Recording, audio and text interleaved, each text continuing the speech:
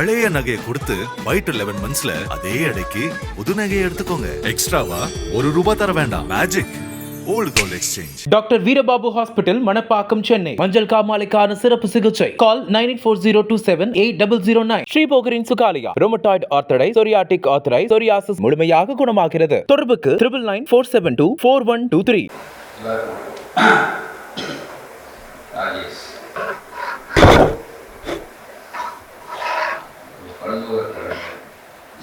நல்ல நண்பர்.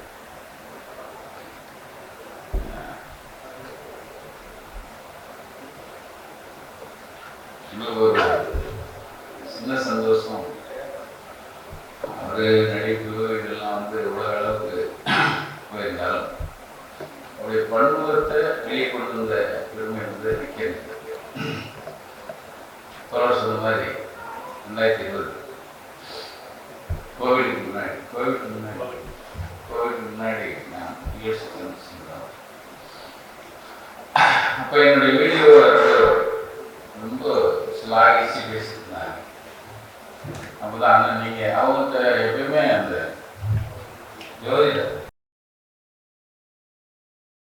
ஜோதிட ஆராய்ச்சி அது ரொம்ப நான் பிரமிப்பாக பார்ப்பேன். எப்பவுமே ஜோதிட ஆராய்ச்சி நான் ரொம்ப வியந்து பார்ப்பேன். அதாவது அவர் ஜோதிடர் கிடையாது. அப்போ பல இடங்களில் பேசுவார். அந்த விபத்து, அந்த ஜாதகத்தை நான் நேராக போய் பார்த்தேன் அப்படின்பார். விபத்து நடந்தவுடனே அந்த வீட்டுக்கு போய் சம்மந்தப்பட்டவங்களுடைய ஜாதகத்தை நான் நேராக பார்ப்பேன். ஏன் நடந்துச்சு அப்படின்னு இப்படி நிறைய இடங்களில் பேசியிருக்காரு. அப்போ தான் அண்ணன் இருக்கும்போது ஏன்னா நம்ம யூடியூப் அப்போ தான் யூடியூப் பரபரப்பாக வந்த சமயம், நம்ம பேசலாமேன்னார். அப்போ தான் ஓம்னு எங்களுடைய சேனல் அவருக்குன்னு ஸ்பெஷலைஸ் பண்ணி பன்முகத்தை அவரும் வெளியே கொண்டு வந்தார். அவருடைய பன்முகமும் வெளிப்பட்டது. நக்கீரனுக்கு இன்னொரு ஒரு பெரிய தளம் நம்ம ராஜேஷ்னால் கிடச்சிது. ராஜேஷ்னால் பேசும்போது சார் எல்லாருக்கும் தெரியும், எல்லாரும் அவருடைய உறவினர்கள், நண்பர்கள் எல்லாருமே தானே. இவ்வளோ விஷயத்தோட ஒரு மனுஷன். ஏன்னா நான் சொல்லுவேன் சிரிச்சுட்டு, கமலஹாசனுக்கு ஃப்ரெண்டாக இருந்தால் நீங்கள் அறிவில்லாமல் இருக்க முடியாது என்ன. ஏன்னா கமலஹாசன்ட்டு பேசணுன்னா கொஞ்சம் நம்ம நிறைய படிச்சிருக்கணும் அப்படின்னு சொன்னேன். ஆமாண்ணே, எத்தனை இங்கிலீஷ் புத்தகம் படிச்சிருக்கேன் பார், அவரோட இவர் ஜாஸ்தியாக படிச்சிருப்பார். அந்தளவுக்கு தன்னை வளப்படுத்திக்கிட்டார். யூடியூப்பில் அப்போ முதல்வர் ஸ்டாலின் முதல்வர் ஆகிட்டார். முதல்வர் ஆனவுடனே எல்லாரும் வாரிசுனால வந்துட்டார் அப்படி இப்படின்னு அவர் பேசிகிட்டு இருக்கும்போது நம்ம யூடியூப்பில் மாத்திரம் அவர் பேசினார். எப்படியா வாரிசுங்கிறீங்க, அவருடைய வயசை பாருங்கன்னு சொல்லி எம்ஜிஆர், கலைஞர், ஜெயலலிதா இவங்க 3 பேரும் எந்த வயசில் ஆனாங்க,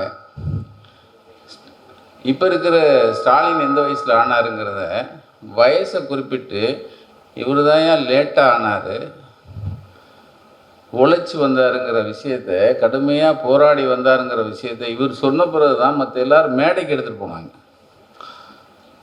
இது ஒரு புது ஆங்கிளாக நம்ம நக்கீரனில் அவர் பேசினது எங்களுக்கே ஆச்சரியமாக இருந்துச்சு. ஏன்னா இந்த வயசை ஒத்தி வச்சு யாருமே பேச முடியல. இந்த ஆங்கிள் பேசின பிறகு அவங்களுக்கு ஒரு பலம் கிடச்சிது. ஏன்னா வாரிசுங்கிறத உடைச்சாங்க. அப்போது எல்லாத்துலேயும் ஒரு உதாரணத்துக்கு இப்போது மரணம் அடைஞ்ச பிறகு, மரணத்துக்கு பிறகு இருக்கவே இருக்கான் யூடியூப்காரன், சோசியல் மீடியாவில் கொஞ்சம் பேர் குண்டக்கு முண்டக்கு பேசியிருந்தான்னு சொன்னாங்க. அப்போ என் தம்பி வசந்திட்ட சொல்லுவேன்,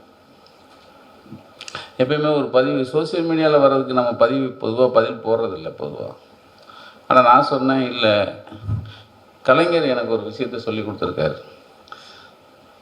ஏதோ ஒரு பத்திரிகையில் ஒரு 4 லைன் அவருக்கு எதிராக வரும். அப்போ அவர் முரசொல்லில் அதுக்கு கேள்வி பதில் எழுதியிருப்பார்.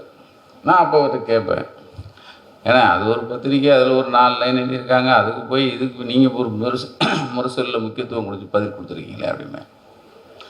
அப்போ இல்லை கோபால், நாளைக்கு வரலாற்றில் ஒருத்தன் ஆய்வு செய்வான். ஆய்வு செய்யும்போது அந்த பத்திரிக்கையில் வந்தது அவனுக்கு கண்ணில் படும். பட்ட உடனே அவன் சொல்லுவான், இதுக்கு பதில் யாராவது எழுதியிருக்காங்களா அப்படின்னு அவன் தேடுவான்.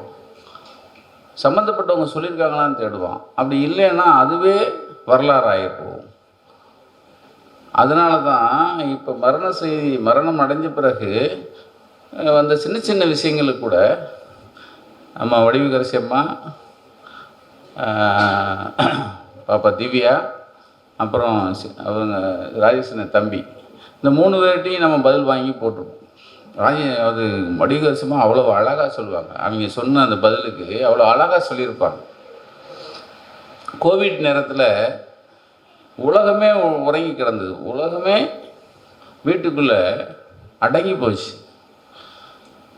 அவர் மாத்திரம்தான் யூடியூப் பேசியிருப்பார் நம்ம இதில். என் பையங்களும் டெய்லி கேமரா எடுத்துகிட்டு போவாங்க. நான் எங்களுக்கு ஆஃபீஸ் இருந்துச்சு. எங்கே என்ன ராஜேஷ் சார் வீட்டுக்கு பேட்டி கொடுக்குறாரு அண்ணன். அண்ணா அவர் தானே கூப்பிட்றாரு அப்படிமா. ஆக கோவிட்லேயே தன்னை பக்குவமாக வச்சுக்கிட்டு ஒரு மனிதர் அவர். இயற்கையான மரணம் தான் அது. தன் உடம்பை எப்படி பார்த்துக்கிட்டாருங்கிறது உலகத்துக்கே தெரியும். அவர் உலகத்துக்கே பறைசாட்டினார். அவருக்கு இந்த நேரத்தில் இப்படி ஒரு இழப்பு இருக்கக்கூடாதுங்கிறது எல்லாருக்கும் வருத்தம். சில பேர் சொல்கிறாங்க அவர் சொல்லி வச்ச மாதிரி இறந்துட்டாங்க. இறப்பு தானே, நம்மளை விட்டு போனவர் தானே.